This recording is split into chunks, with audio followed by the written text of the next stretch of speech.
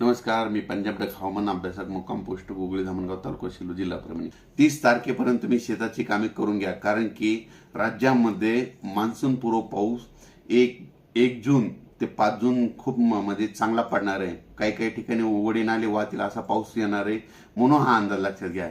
आणि त्याच्या पाठीमागे लगेच 8-9 जूनच्या नंतर परत मान्सूनचा पाऊस येणार आहे, म्हणून हा अंदाज लक्षात घ्यायचा.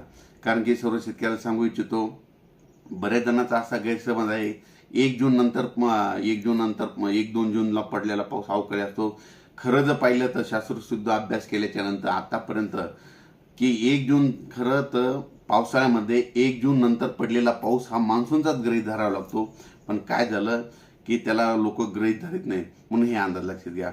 परत एक शेतकऱ्याला सांगू इच्छितो की आता 15 मे ते 30 मे दरम्यान ज्या ज्या भागामध्ये पाऊस पडला ना, तर या वर्षी त्या पावसाळ्यामध्ये त्या भागामध्ये यंदा जास्त पाऊस पडतो, हे मात्र लक्षात घ्या. आणि एखादं गाव सुटलं त्या 15 मे ते 30 मे अवकाळी पाऊस, तर त्या गावाला म्हणजे परत थोडा पाऊस कमी पडतो, म्हणून ही एक गोष्ट सगळ्यांनी लक्षात घ्यावी.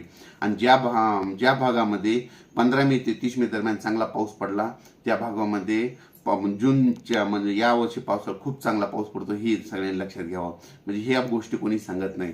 परत एक शेतकऱ्याला सांगू इच्छितो की राज्यामध्ये तुम्ही काय करा, 30 मे पर्यंत तुम्ही तुमचे काम आटपून घ्या, कारण की 31 मे ते जवळपास म्हणजे 5 जून पर्यंत राज्यात दररोज वेगवेगळ्या भागात पाऊस पडणार आहे. सांगायचं झालं तर सगळ्यात जास्त यावर्षी म्हणजे कोकणपट्टी, पश्चिम महाराष्ट्र, दक्षिण महाराष्ट्र, मध्य महाराष्ट्राची पेरणी जरा लवकर होणार आहे, म्हणून हे अंदाज लक्षात घ्यायचा.